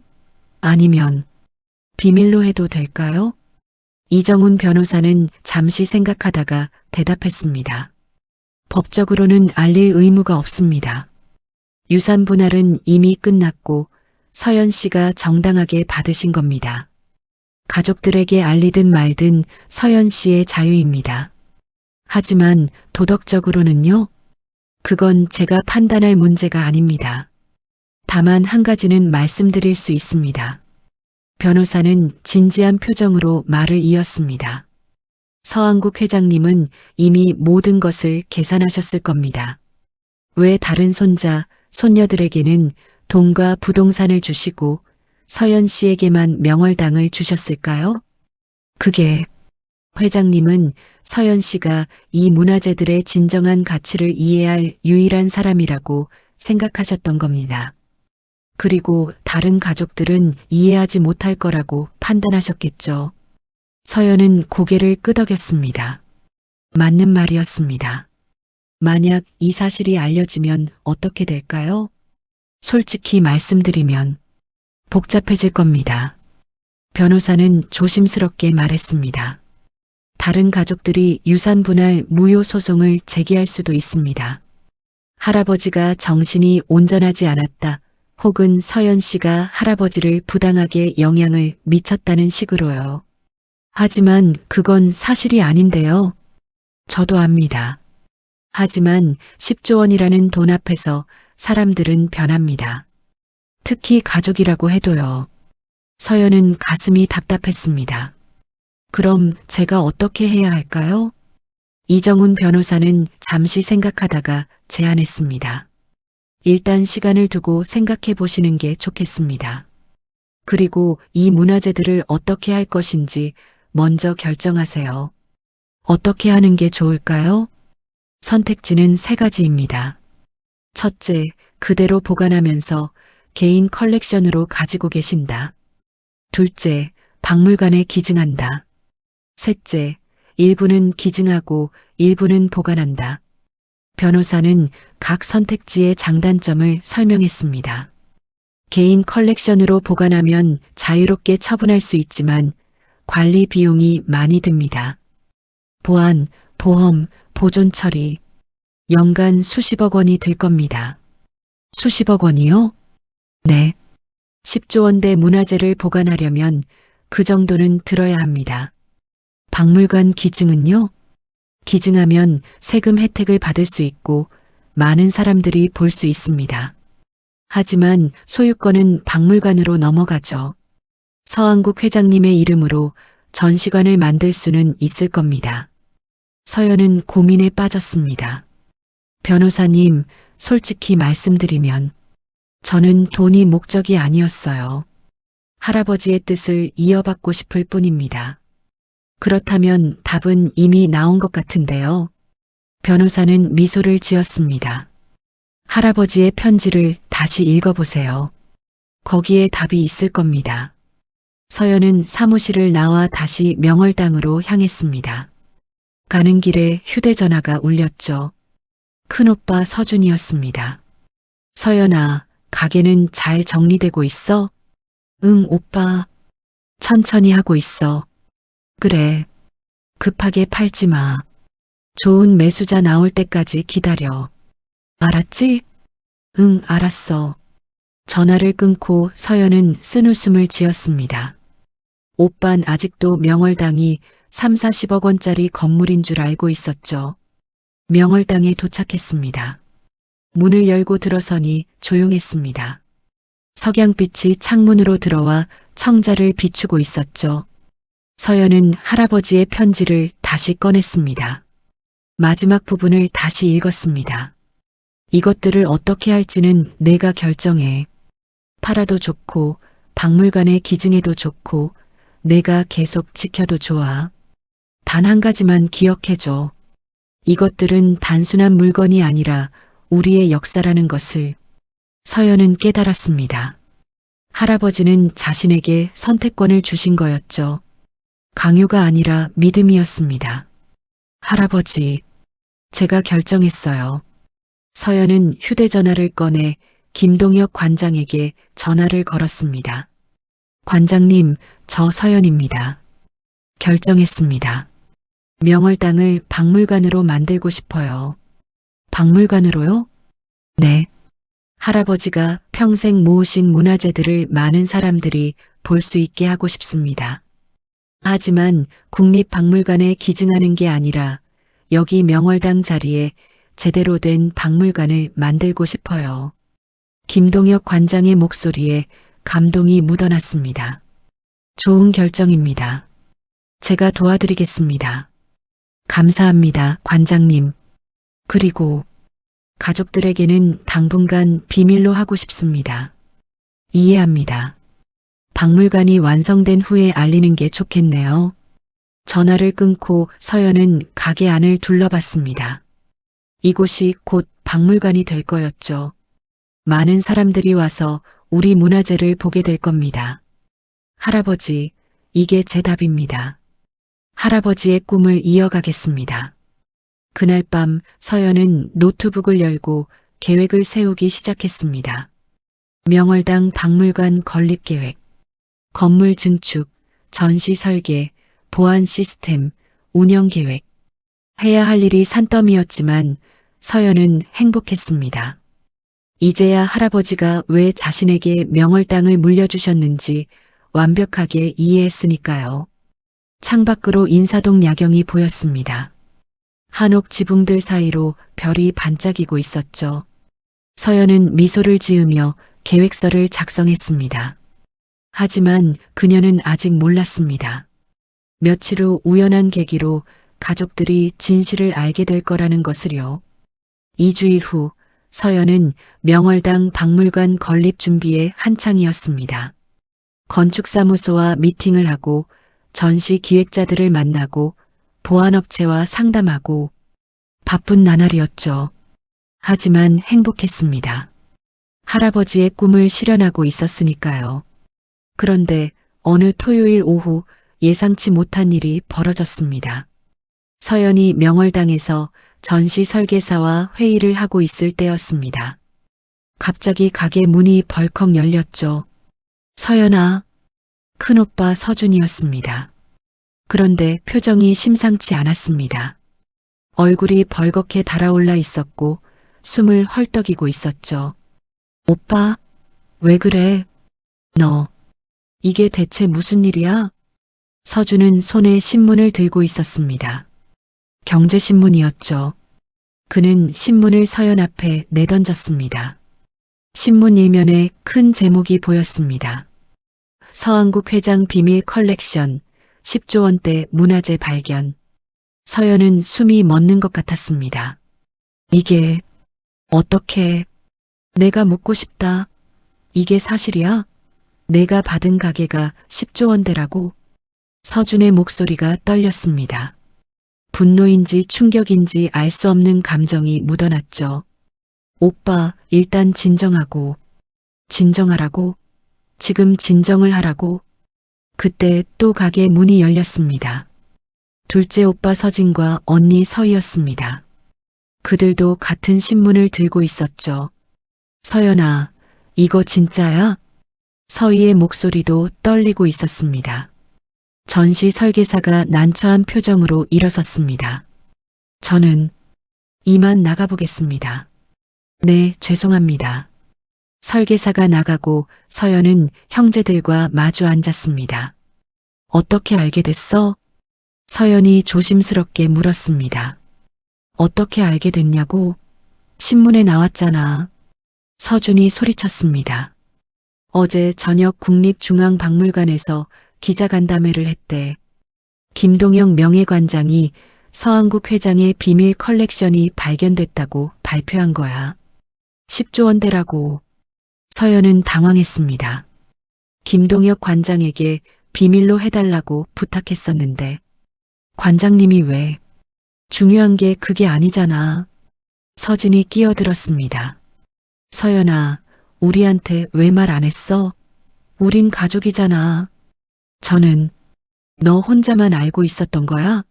우리는 바보처럼 내가 3, 40억 받은 줄 알고 있었는데 서희도 눈물을 글썽이며 말했습니다. 서연아, 너무하잖아. 우린 언니 오빠인데. 서연은 어떻게 설명해야 할지 몰랐습니다. 오빠 언니, 들어봐. 나도 2주일 전에야 알았어. 감정을 받고 나서 2주일이나 됐다고? 2주일 동안 우리한테 비밀로 한 거야? 서준의 목소리가 차가워졌습니다. 혹시 너 혼자 다 차지할 생각이었어? 오빠, 그게 아니야. 그럼 뭐야? 왜 말 안 했는데? 서연은 깊은 숨을 쉬었습니다. 그리고 천천히 설명하기 시작했습니다. 처음에 나도 너희들처럼 실망했어.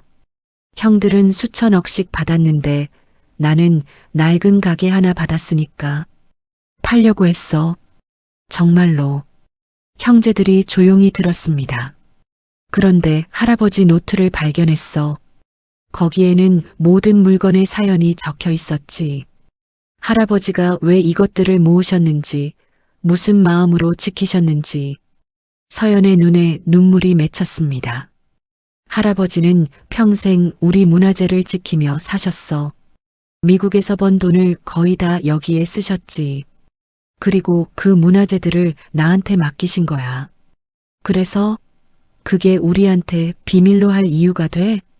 서준이 냉정하게 물었습니다. 오빠, 할아버지가 왜 나한테만 이걸 주셨는지 생각해 봤어? 할아버지는 알고 계셨어. 오빠들은 재벌가의 삶을 살고 있고 돈과 권력에 관심이 있다는 걸. 하지만 나는 달라. 나는 박물관에서 일하고 문화재를 사랑하잖아. 서연은 할아버지의 편지를 꺼냈습니다. 할아버지가 남기신 편지야. 읽어봐. 편지를 읽은 형제들의 표정이 조금씩 변했습니다. 할아버지는 이런 마음이셨구나. 서희가 중얼거렸습니다. 서진도 고개를 끄덕였습니다. 할아버지가 너한테 주신 건 단순히 유산이 아니라 사명이었던 거네. 하지만 서준은 여전히 표정이 굳어 있었습니다. 그래, 할아버지 뜻은 이해했어. 하지만 법적으로 이건 문제가 있어. 유산 분할이 공정하지 않았잖아. 오빠 설마. 나는 변호사와 상담해 볼 거야. 유산 재분할 소송을 고려하고 있어. 오빠. 서연은 충격을 받았습니다. 오빠 정말 그럴 거야? 할아버지 뜻을 무시하고. 할아버지 뜻도 중요하지만 공정성도 중요해. 내가 10조 원을 받고 우리는 수천억만 받는 게 말이 돼? 오빠, 나는 이걸 팔 생각이 없어. 박물관을 만들 거야. 할아버지가 모으신 문화재를 많은 사람들이 볼 수 있게. 박물관? 응. 명월당을 제대로 된 박물관으로 만들어서 할아버지 이름으로 개방할 거야. 서연의 말에 형제들이 놀랐습니다. 너 정말 10조 원을 공익에 쓸 거야? 서희가 믿을 수 없다는 표정으로 물었습니다. 응. 이건 돈이 아니야. 할아버지의 유산이고 우리 민족의 문화유산이야. 서진이 한숨을 쉬었습니다. 서연아, 너 정말 대단하다. 나라면 못했을 거야. 서희도 눈물을 닦았습니다. 미안해, 서연아. 언니가 너무 욕심을 부렸어. 할아버지가 너한테 주신 이유를 이제야 알겠어. 하지만 서준은 여전히 확신이 서지 않는 표정이었습니다. 서연아, 나는 여전히 이게 공정하다고 생각하지 않아. 하지만 그는 잠시 말을 멈췄습니다. 내가 정말 박물관을 만든다면, 그리고 할아버지 뜻대로 문화재를 지킨다면 나도 더 이상 문제 삼지 않을게. 오빠, 대신 조건이 있어.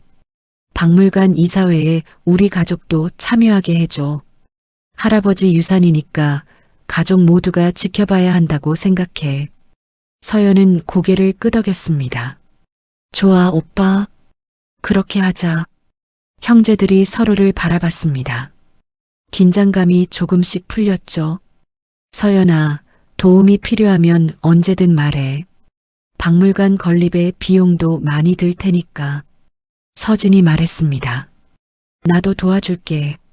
문화재 전시는 내 전문 분야는 아니지만 마케팅이나 홍보는 도와줄 수 있어. 서희도 덧붙였습니다. 서연은 감동했습니다. 처음에는 다툼으로 시작했지만 결국 가족은 가족이었죠. 고마워, 오빠 언니. 우리 함께 할아버지 뜻을 이어가자. 그날 저녁 형제들은 함께 명월당에 남아 계획을 논의했습니다. 박물관 규모, 전시 방향, 운영 방식. 진지한 대화가 오갔죠. 할아버지께서 보시면 기뻐하실 거야. 우리가 함께 문화재를 지키는 거니까. 서희가 말했습니다.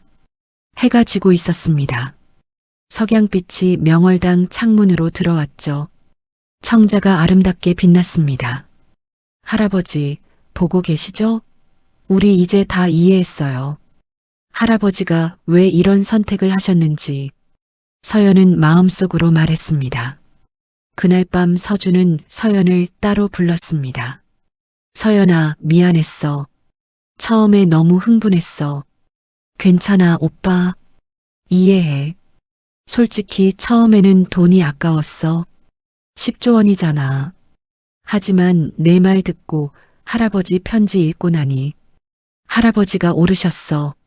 서준은 창밖을 바라봤습니다. 우리는 이미 충분히 가졌어. 빌딩, 주식, 현금. 그걸로 평생 편하게 살 수 있지. 하지만 너한테 주신 건 다르잖아. 가치, 사명, 역사. 오빠, 내가 그걸 지켜줘, 서연아. 우리 대신, 우리는 내 뒤에서 응원할게. 서연은 오빠를 꼭 안아주었습니다. 오랜만에 느껴보는 따뜻한 가족의 온기였죠. 6개월 후 이듬해 봄이었습니다. 서울 종로구 인사동길 42번지 명월당 자리에는 새로운 건물이 들어서 있었습니다. 전통 한옥의 멋을 살리면서도 현대적인 박물관 시설을 갖춘 아름다운 건축물이었죠. 건물 입구에는 큰 현판이 걸려 있었습니다. 서한국 문화재 박물관 마이너스 명월당. 오늘은 개관식 날이었습니다. 초대받은 손님들이 속속 도착하고 있었죠. 문화재청장, 국립중앙박물관장, 대학 교수들, 언론인들, 300명이 넘는 사람들이 모였습니다. 서연은 검은색 한복을 입고 입구에서 손님들을 맞이하고 있었습니다. 옆에는 형제들도 함께 서 있었죠. 어서 오세요. 와주셔서 감사합니다. 김동영 명예관장이 왔습니다. 서연 씨, 드디어 이날이 왔네요. 감회가 남다르시겠습니다. 네, 관장님. 관장님 덕분에 여기까지 왔습니다. 아닙니다. 모두 서연 씨와 서한국 선생님의 뜻이 이룬 겁니다. 오전 10시 개관식이 시작됐습니다. 사회자가 마이크를 잡았습니다. 지금부터 서한국 문화재 박물관 명월당 개관식을 시작하겠습니다. 먼저 문화재청장의 축사가 있었습니다. 서한국 회장님은 평생을 우리 문화재를 지키는데 헌신하셨습니다. 그분의 손녀 서연 관장님이 그 뜻을 이어받아 이렇게 훌륭한 박물관을 만드셨습니다. 정말 자랑스럽고 감사한 일입니다. 박수가 터져 나왔습니다. 다음으로 서연이 인사말을 했습니다. 안녕하십니까? 서한국 문화재 박물관 관장 서연입니다. 서연은 떨리는 목소리로 말을 이어갔습니다. 저는 1년 전까지만 해도 이 자리에 서게 될 줄 몰랐습니다. 할아버지께서 돌아가시고 유산을 받았을 때 처음에는 실망했습니다. 솔직히 말씀드리겠습니다. 형제들은 수천억 원씩 받았는데 저는 낡은 골동품 가게를 받았으니까요. 청중들이 웃음을 터뜨렸습니다. 하지만 곧 깨달았습니다. 할아버지께서 제게 주신 건 돈이 아니라 사명이었다는 것을요. 우리 문화재를 지키라는 사명 말입니다. 서연은 잠시 멈췄다가 계속했습니다. 할아버지는 30년 동안 전국을 돌아다니시며 308점의 문화재를 모으셨습니다. 각 문화재에는 사람들의 이야기가 담겨 있습니다. 가난해서, 늙어서 어쩔 수 없이 내놓은 우리 민족의 보물들이죠. 청중들이 숙연해졌습니다. 할아버지는 그것들을 구해내셨습니다. 일본 골동품 상들보다 비싼 값을 주시면서까지요. 그리고 평생 지키셨습니다. 이제는 제가 그리고 우리 가족이 그 뜻을 이어받겠습니다. 서연의 눈에 눈물이 맺혔습니다. 오늘부터 이 박물관은 무료로 개방됩니다. 누구나 와서 우리 문화재를 볼 수 있습니다. 이것이 할아버지의 마지막 소원이셨으니까요. 우레와 같은 박수가 터져 나왔습니다. 개관식이 끝나고 본격적인 관람이 시작됐습니다. 1층 전시실에는 고려청자와 조선백자가 전시돼 있었습니다. 특수 제작된 유리 케이스 안에서 청자들이 아름답게 빛나고 있었죠. 저게 800억 원짜리 청자 매병입니다. 금이 가 있는데도 저렇게 아름답네요. 관람객들이 감탄하며 지켜봤습니다. 2층에는 회화 작품들이 전시돼 있었습니다. 겸재정선의 금강산 연작, 추사 김정희의 글씨, 김홍도의 민화. 모두 국보급 작품들이었죠. 이 그림들을 실제로 볼 수 있다니 믿기지 않아요. 무료라는 게 더 놀라워요. 보통 이런 전시는 입장료가 비싼데 사람들의 감탄이 이어졌습니다. 3층에는 불교 미술품들이 전시돼 있었습니다.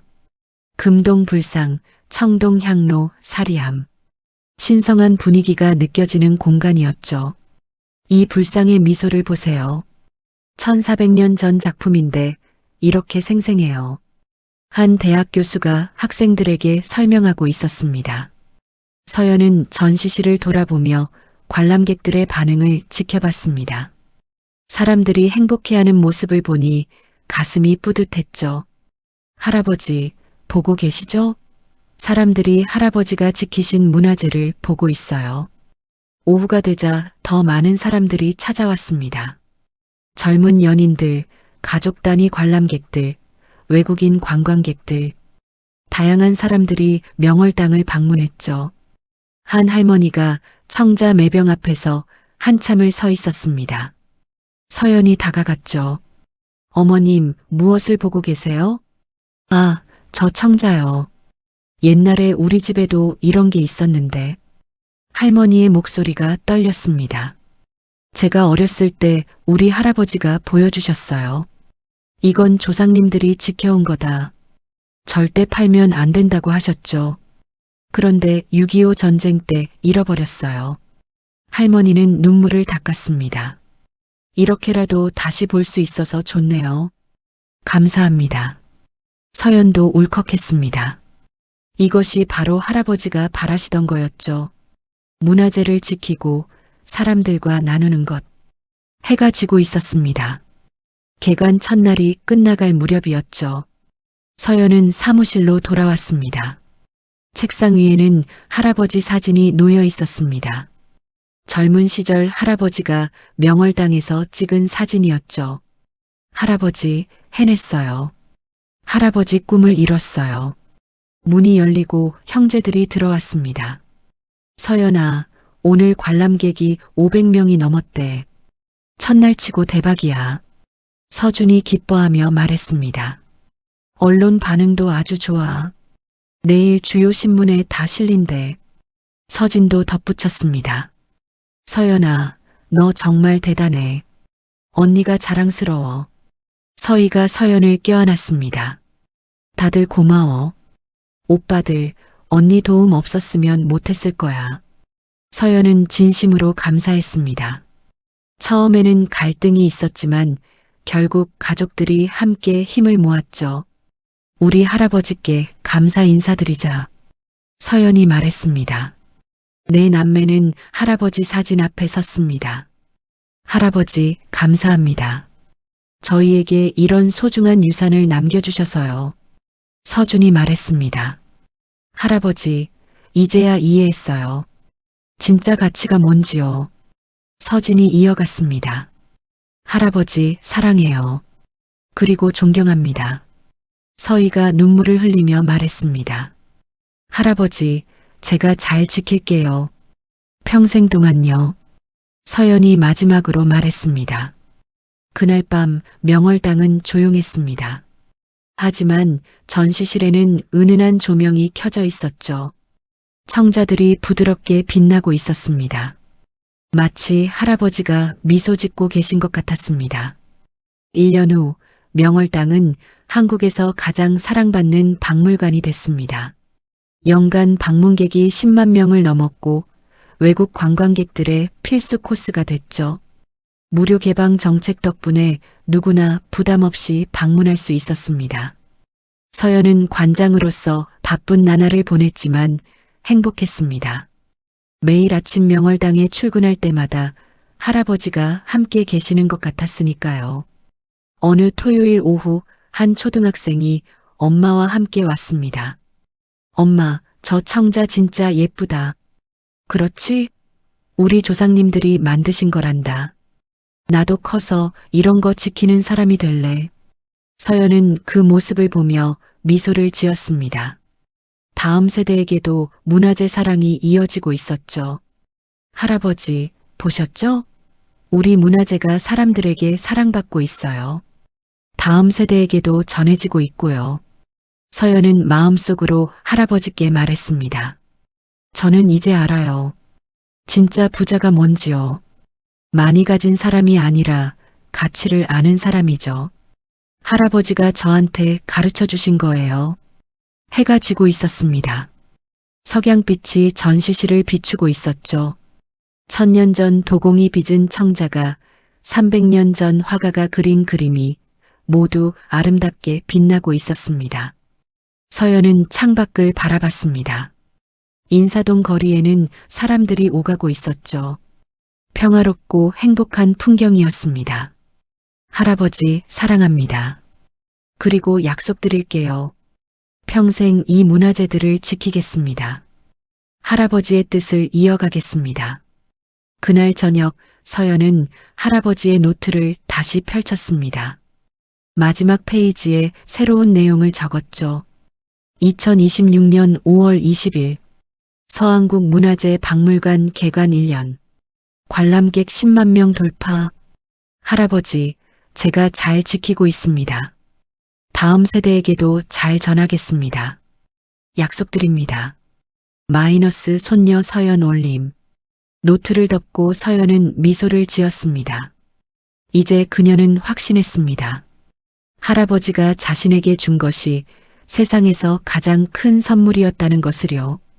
돈이 아니라 사명을, 재산이 아니라 가치를, 유산이 아니라 역사를. 그것이 바로 진정한 사랑이었습니다. 여러분들, 오늘 이야기 어떠셨나요?